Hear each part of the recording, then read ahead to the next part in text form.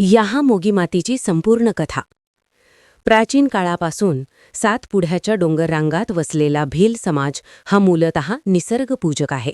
डोंगर, झाडे, नदी, पशुपक्षी, वाऱ्या पावसाला तो देव मानतो. निसर्गाशिवाय आपले जीवन अशक्य आहे अशी त्याची श्रद्धा आहे. तरीही काही विशेष दैवी शक्तींना तो मूर्तिरूप देऊनही पूजतो. म्हणूनच याहामोगी मातेची मूर्तीपूजा करणारा हा समाज निसर्गपूजक आणि मूर्तीपूजक दोन्ही असा दुहेरी वारसा जपतो.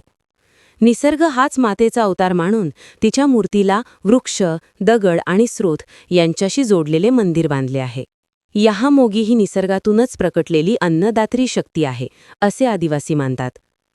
गुजरातच्या नर्मदा जिल्ह्यातील सागबारा तालुक्यातील देवमोगरा हे सातपुड्यातील सर्वात पवित्र तीर्थक्षेत्र आहे. आदिवासींच्या कुलस्वामिनी याहामोगी मातेचा वार्षिक यात्रोत्सव दरवर्षी महाशिवरात्रीला फेब्रुवारी-मार्चमध्ये भरतो. लाखो भाविक सातपुड्याच्या हिरव्यागार खोऱ्यात एकत्र येऊन मातेच्या चरणी नतमस्तक होतात. ही कथा सुमारे 1,500 वर्षांपूर्वीची आहे. त्या काळी आजच्या महाराष्ट्रातील नंदुरबार जिल्ह्यातील अक्कलकुवा तालुक्याच्या डोंगराळ भागात दाब नावाचे शक्तिशाली आदिवासी राज्य होते. आजही त्या परिसराला हेलो दाब म्हणतात. अनेक आदिवासी पाट्या एकत्र येऊन दाबमंडळ नावाचे विशाल राज्य निर्माण झाले. उत्तरेला नोयरा पाटी, पूर्वेला निंबाडी पाटी, पश्चिमेला आंबुडा व दुबळा पाटी, दक्षिणेला देह पाटी आणि मावचार पाटी असे विभाग होते. नाहल, वसावा, मावची, देव्हाळ अशा अनेक जमाती एके निसर्गाच्या सानिध्यात आनंदाने राहत होत्या. दाबमंडलाच्या पश्चिम भागातील आंबुडा पाटीचा राजा ताराहमल घाणीखुंट गावातून राज्य करायचा. त्याचा एकच पुत्र राजा पांठा बलवान, शस्त्रविद्येत निपुण आणि प्रजाहित दक्ष. त्याची आई राणी उमरावाणू तंत्रमंत्रविद्येत पारंगत होती. राजा पांठ्याला 9 राण्या होत्या. दुसरी पटराणी म्हणजे याहामोगी, दाबचे राजा बहागोऱ्या आणि राणी देवगोंदर यांचा मानसपुत्री.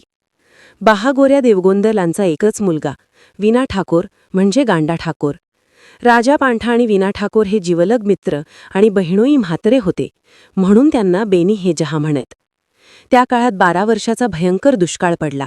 पाऊसच पडला नाही, शेती उजाड झाली, गुरेढोरे मेले, लोक उपाशी मरण पावू लागले. निसर्गानेही साथ सोडली होती. याच वेळी मौचार पाटीतील एका श्रीमंत शेतकऱ्याच्या 7 मुलींपैकी 4थी मुलगी होती मोगरी. तिचे सौंदर्य इतके अप्रतिम की त्याची किंमतच करता येत नव्हती, म्हणून तिला मोगी म्हणत.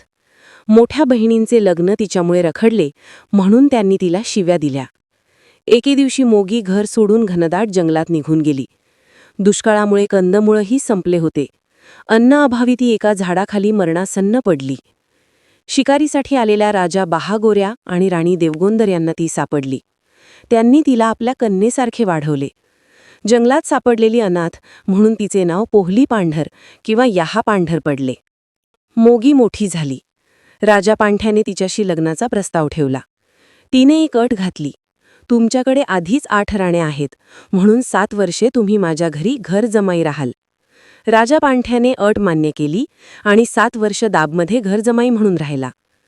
7 वर्षानंतर तो वडिलांच्या राज्यात परतला, पण राजा ताराहमलने दोघांना घरी येऊ दिले नाही. दोघे कष्ट सोसत जंगल भटकले. शेवटी एका व्यक्तीकडून जमीन विकत घेऊन त्यांनी देवमोगरा गाव वसवले, आजचे प्रसिद्ध तीर्थक्षेत्र. तिथेही मोगीचे कष्ट कमी झाले नाहीत.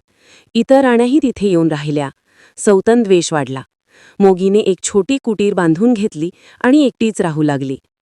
दुष्काळ अजून संपला नव्हता. मोगीने निसर्ग आणि माणुसकीचा अद्भुत संगम घडवला. ती गुजरी मासाच्या गवळी राज्यात गेली. राजा पांठा, विना ठाकोर, राजा वाघणमल, धामणमल यांची मदत घेऊन प्रचंड धान्य पशुधन आणले आणि उपाशी मरणाऱ्या हजारो लोकांना वाटले. या महान परोपकारामुळे लोक तिला याहा म्हणजे माता याहा म्हणू लागले. निसर्गातूनच ती अन्नशक्ती बनून अवतरली होती. तिच्या देहावसानानंतर राजा पांठा आणि विना ठाकोर यांनी तिची सोन्याची मूर्ती बनवली आणि मातीच्या कुठळ्यात स्थापित केली. ही मूर्ती आजही निसर्गाच्या कुशीत वृक्ष, दगड आणि स्रोत यांच्या सानिध्यात पूजली जाते. निसर्ग आणि मूर्तीचा सुंदर मेळ येथे दिसतो. आक्रमणांमुळे मूर्ती जमिनीत लपवावी लागली. नंतर सागबारा रियासतचे चंपाजी वसावा यांना ती जंगलात सापडली. त्यांनी छोट्या कुटीरात स्थापना केली आणि महाशिवरात्रीपासून मिळायला सुरुवात केली. ही परंपरा आजही चालू आहे. याहामोगी ही अन्नदात्री आणि निसर्गदात्री माता आहे. शेतातील पहिले धान्य म्हणजे नवे वेरुलो तिला अर्पण केल्याशिवाय कोणी खात नाही. ती निसर्गातून प्रकटलेली कृपा आहे असे आदिवासी मानतात. जय याहामोगी माता, जय देव मोगरा माता. निसर्ग आणि मातेच्या कृपेने तुमचे जीवन समृद्ध हो. तुम्हीही कुटुंबासह या पवित्र स्थळी या, मातेच्या चरणी लीन व्हा. मित्रांनो, याहामोगी मातेची ही पवित्र आणि प्रेरणादायी कथा तुम्हाला कशी वाटली? मातेच्या कृपेने तुमचेही जीवन सुखसमृद्धीने भरून जाओ अशी मनापासून प्रार्थना. जर ही कथा तुमच्या हृदयाला स्पर्शून गेली असेल तर आमच्या चॅनलला लगेच सबस्क्राईब करा. बाजूला असलेली घंटी नक्की दाबा, जेणेकरून अशाच मूल्यवान ऐतिहासिक, सांस्कृतिक आणि प्रेरणादायी गोष्टी तुम्हाला सर्वात आधी पाहायला मिळतील. आमचा एक सबस्क्राईब आमच्या पुढील सर्व व्हिडिओना खूप मोठी प्रेरणा देतो. आदिवासी संस्कृती, इतिहास आणि पवित्र परंपरा जगापर्यंत पोहोचवण्याच्या या उपक्रमात निश्चित सहभागी व्हा. जय याहामोगी माता, जय देव मोगरा माता.